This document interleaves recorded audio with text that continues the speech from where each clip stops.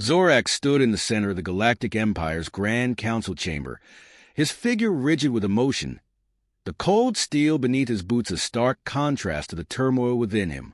The chamber was vast, the walls adorned with hollow portraits of the Empire's greatest conquests, its leaders and their triumphs. Yet, for all its grandeur, for all its sprawling architecture and the technology that hummed silently in the background, it felt hollow. It was as if the room itself had no soul, no understanding of the weight of the word Zorak was about to speak.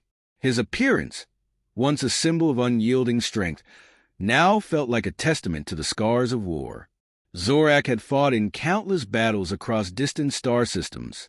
His body bore the marks of those conflicts, ripped armor, patched wounds, and a multitude of battle scars crisscrossing his skin. His once vibrant green skin, now a dull, weathered shade, told the story of someone who had spent too long on the front lines. His posture, once tall and commanding, was now slightly hunched, not from age, but from the crushing burden of knowledge and regret. He had never expected this meeting to be easy, but as he stood in front of the Empire's High Council, he realized that the true challenge lay not in recounting the horrors he had witnessed, but in convincing them that humanity, Earth's people, were unlike anything the galaxy had ever seen. The council members, seated upon their elevated thrones, observed him with a mixture of disdain and mild curiosity. There were 12 of them, each one representing a different faction of the Empire. Zorak had seen them all before, alien species so diverse and distant from each other that they should not have been able to work together. Yet here they were, rulers of the greatest empire the galaxy had ever known, a force that seemed to have no equal. And yet, they were blind. "You've spoken of Earth before," said the lead counselor, a tall, serpentine creature named Korath. His scales shimmered a faint shade of gold as he flicked his tongue, a sign of both irritation and impatience. "We have heard your warnings, Zorak, but your tales grow more outlandish with each passing day. You speak of a primitive world, a species in its infancy, yet you say they are a threat to us." Zorak felt the sting of those words, but he did not flinch. This wasn't the first time he'd heard such dismissals. The Empire, with all its advanced technology, its infinite knowledge of the galaxy, could not comprehend what Zorak had seen with his own eyes. He had warned them before in private meetings, in secret reports, but no one listened. They thought his warnings were the ramblings of a war-torn mind, a veteran who had seen too much bloodshed. Zorak took a deep breath and steadied his voice. "I speak of Earth, yes, but I also speak of something much more dangerous, something that cannot be measured by your usual metrics of power. The humans, they have something within them, a fire that will not die. It's not their technology, it's not their military strength. It's something far darker, a force that you cannot imagine." He paused, hoping his words would sink in, but the faces in the council were impassive, their eyes skeptical, their postures arrogant. They had seen thousands of species fall before the might of the Empire.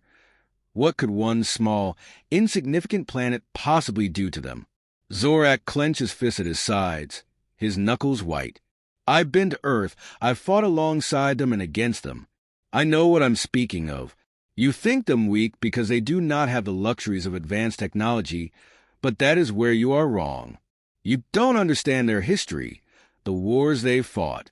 Every conflict, every loss, every tragedy has forged them into something else. They have fought wars that would have broken other species.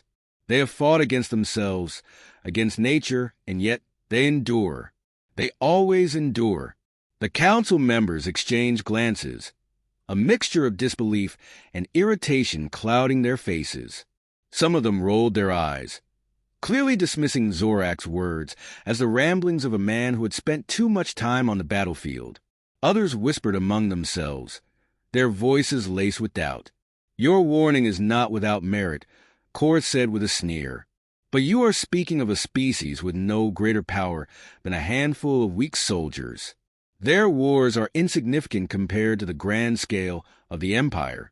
Even if what you say is true, the humans have no fleet, no standing army capable of challenging us. Zorak's gaze hardened as he met Kortha's eyes. His voice was low, but carried a dangerous edge. You misunderstand, Korth. It's not about technology. It's about their will, their resilience. The humans will fight with everything they have, not because they are strong, but because they cannot stop fighting. Their capacity for endurance, their willingness to sacrifice for the sake of survival, is beyond anything you've encountered. And that is why they are dangerous. He paused, gathering his thoughts, trying to make them understand. He knew it would be difficult. How could anyone truly comprehend the nature of humanity's drive unless they had witnessed it firsthand? He had seen it in the eyes of human soldiers, in the faces of civilians who had lost everything yet still stood, ready to fight again. I've seen humans who are broken physically and mentally. I've seen them fall to their knees in agony, but they always rise. And when they rise, they come at you like animals. They are relentless. You think they cannot defeat you because they lack our advanced weapons, but you are wrong. They are stronger than you can imagine. He felt the weight of his own words, a mixture of anger and sorrow rising in his chest. Anger because he knew the truth, and sorrow because he feared that it would be too late before the Empire realized it. Kortha's eyes narrowed, but there was a flicker of uncertainty there now.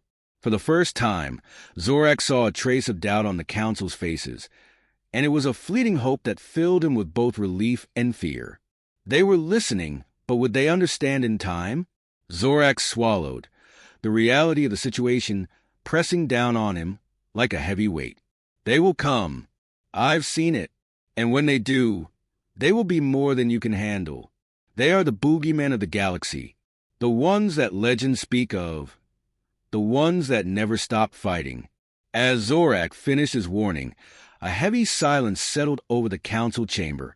The hum of technology that filled the air was deafening, a stark contrast to the quiet tension that now gripped the room. The council room buzzed with an uncomfortable tension, the kind of silence that hangs heavy after a shocking statement. Zorak's words had struck the members of the Galactic Empire's High Council like a thunderclap. Their faces, usually calm and calculating, now betrayed an air of unease, though they tried to mask it. The Empire had dealt with countless species throughout its long reign, species with advanced technologies, ancient powers, and deep histories. But Earth was just a small, backward world, as far as they were concerned. A primitive species with no fleet, no standing military. How could it possibly pose a threat to them? Korth, the lead counselor, leaned back in his chair, his golden eyes narrowing with skepticism. The other counselors shifted uneasily, some glancing at each other, others looking down at their consoles as if trying to distract themselves from the intensity of the discussion. Zorak's passionate outburst had shaken them, but their arrogance ran deep. They had long been accustomed to ruling the galaxy with an iron fist, secure in the belief that no species could challenge them. It was a belief that had served them well for millennia. So, the idea that a primitive species from a remote corner of the galaxy could bring them to their knees was difficult to swallow. "You speak of Boogeymen," Korth said, his voice dripping with derision. "You have fought on many worlds, Zorak, and I respect your experience, but your judgment has been clouded by time. I have seen nothing from Earth to indicate they could possibly be the kind of threat you describe. They are, after all, still fighting among themselves. I have seen their wars. They are just like any other primitive species, violent, but ultimately limited in scope." Zorak's hands trembled with barely contained rage. His claws dug into his palms, and his breath came in short, controlled bursts as he fought to maintain his composure. They were wrong. All of them. They were blind, incapable of understanding what he had seen with his own eyes.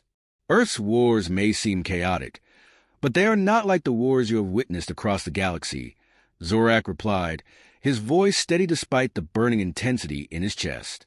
Yes, they fight among themselves, but it is because they are forced to. Every time they are pushed to the brink, they rise again. And when they do, they fight with an intensity that no other species can match. Korth, sensing that Zorak's frustration was reaching its peak, leaned forward, the golden sheen of his eyes flickering with annoyance. But if they are so dangerous, why haven't we heard of them before now? We have vast intelligence networks that monitor the galaxy. Earth is nothing more than a backwater world, isolated from the greater galactic community. If they are such a threat, why haven't they made a move? What is their strategy? Where is their army? Zorak's gaze burned with an intensity that even Korath could not dismiss. It's because they've been hidden from you. You think their lack of technology makes them weak, but you are blind to what truly makes them strong. They have been left to their own devices, isolated in the farthest reaches of space. But that is changing. They are expanding, reaching out into the stars. And when they do, they will bring a war that will shake the very foundation of your empire. Another counselor, a member of the insectoid Arkrad species, clicked his mandibles and thought before speaking, his voice sharp and clinical. So you claim that they are not a threat because of their advanced technology, but because of their will. A species that fights with no other purpose but to survive. Zorak nodded grimly. Yes, they are not like us or any other species you have encountered. They do not fight for conquest or for power. They fight for survival. They fight because they have no choice but to endure. They have learned how to survive against all odds. And that counselor is what makes them dangerous. A murmur rippled through the room. The Arkrad clicked his mandibles again, this time with a mixture of skepticism and curiosity. And you think that this will of theirs is enough to challenge the might of the Empire? To stand against the greatest military force in the galaxy? Zorak felt his heart sink as he watched the Council's faces twist in disbelief. They were so entrenched in their own sense of superiority that they couldn't fathom the truth. He had been part of the Empire's forces for decades, had witnessed the fall of countless civilizations, and yet humanity's resilience had caught him off guard.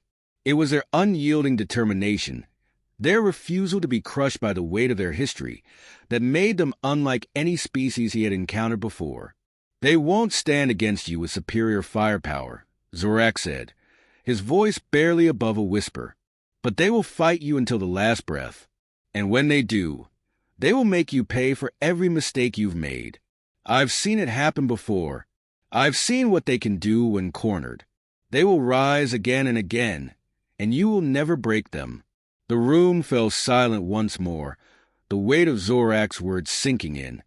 He could see the counselors' minds racing, trying to reconcile his warning with their understanding of the universe. They had faced countless alien species, each with their own strengths and weaknesses. But none of them, not even the most formidable of enemies, had ever been driven solely by the kind of primal need to survive that humanity possessed. Zorak felt his heart heavy with the realization that they would never fully understand. They would dismiss him as a relic, a war hero whose mind had been shattered by years of combat. But he knew better.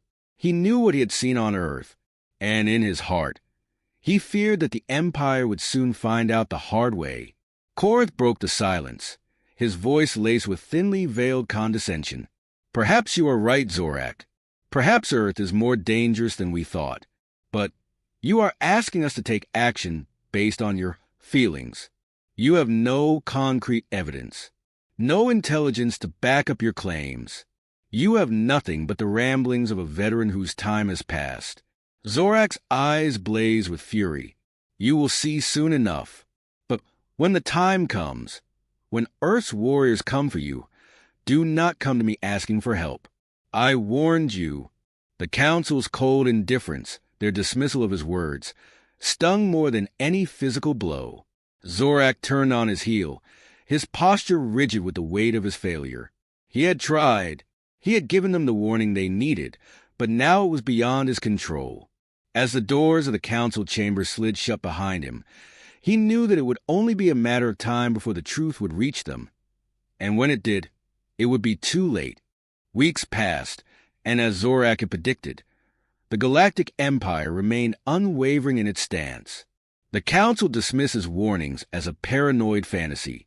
The high-ranking officers in the Imperial military scoffed at the notion of a primitive, isolated species from the Outer Rim threatening their mighty war machine. They had faced down countless enemies far more powerful than Earth could ever dream to be.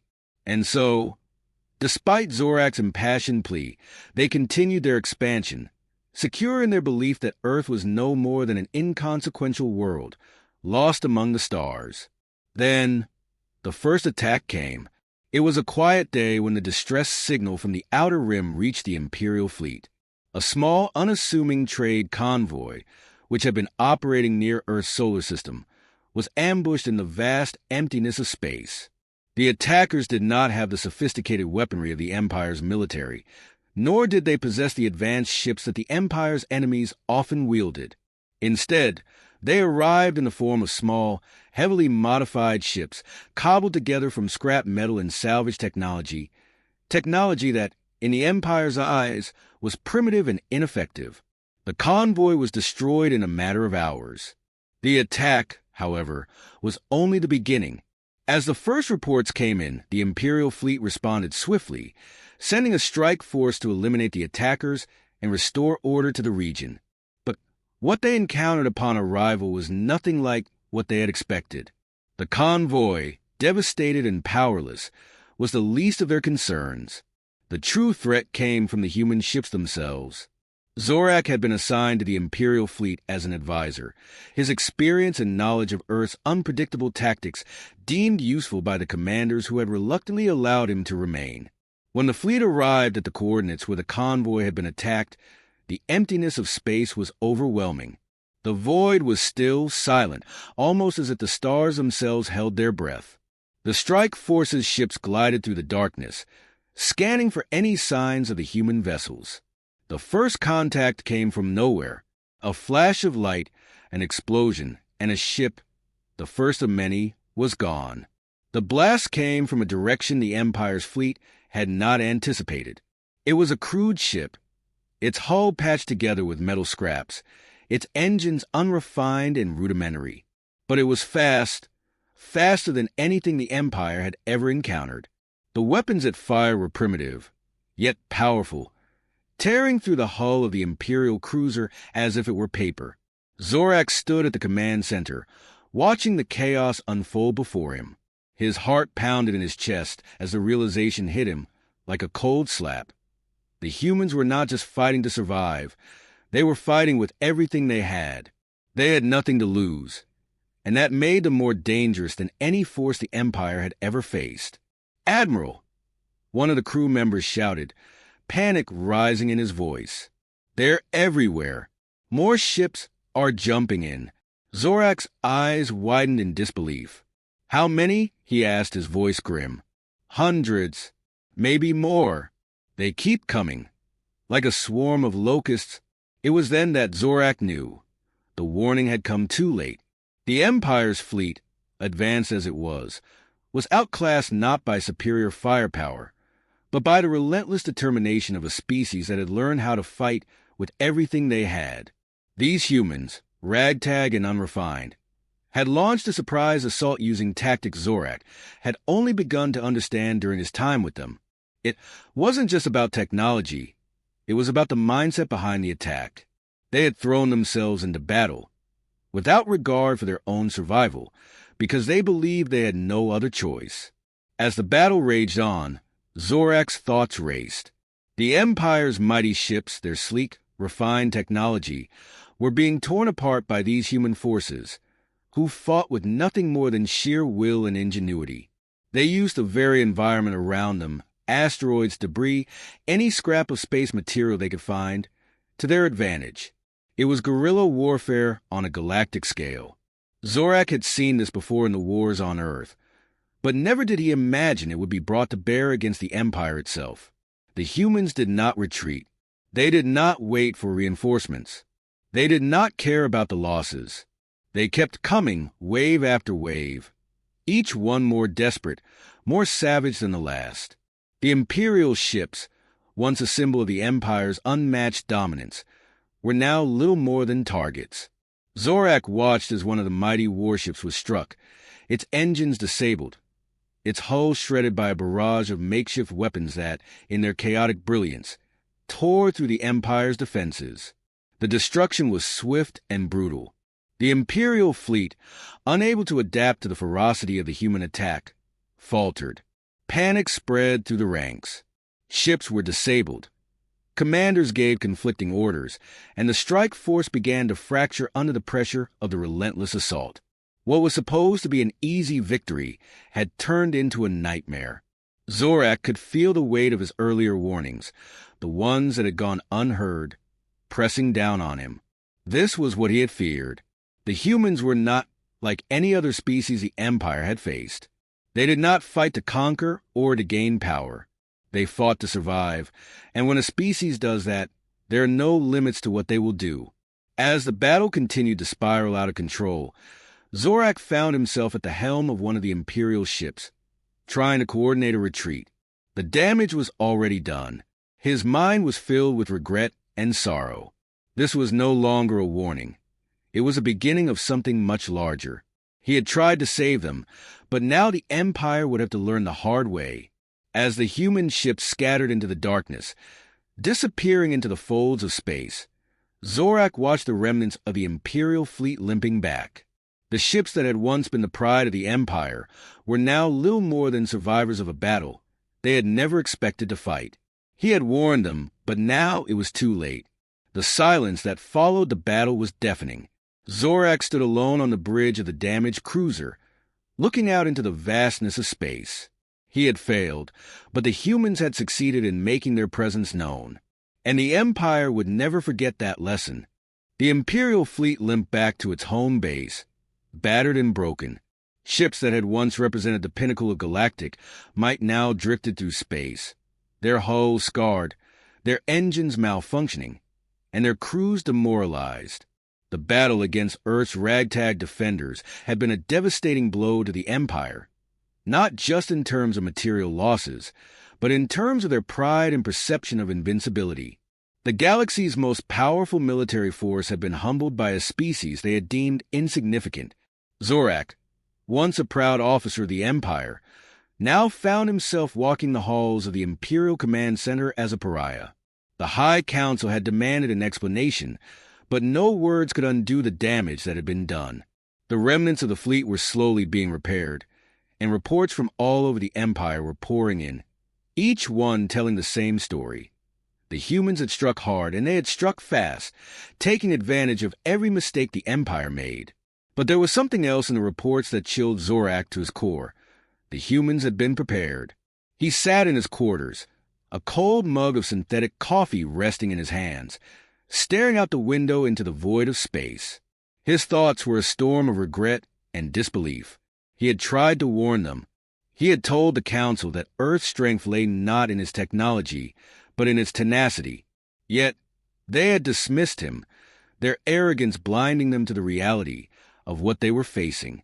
The humans were not like the enemies the Empire had conquered before. They had no fear of death, no desire for conquest. They fought to survive, and they would fight for as long as they had breath. Zorak's communicator beeped, breaking him from his reverie. He sighed and reluctantly answered the call. On the screen, the face of his old friend, Galactic, appeared.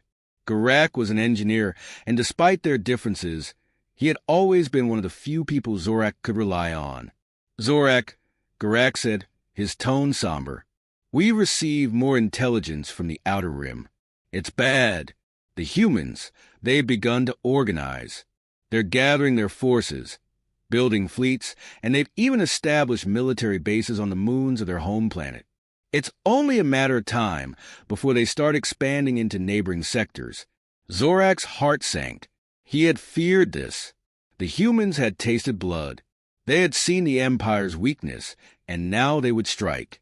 The reports confirmed what he had feared. Earth was not just surviving. It was preparing for war. They won't stop, Zorak said, his voice a hollow echo of the man he once was. They'll keep coming. They'll keep fighting.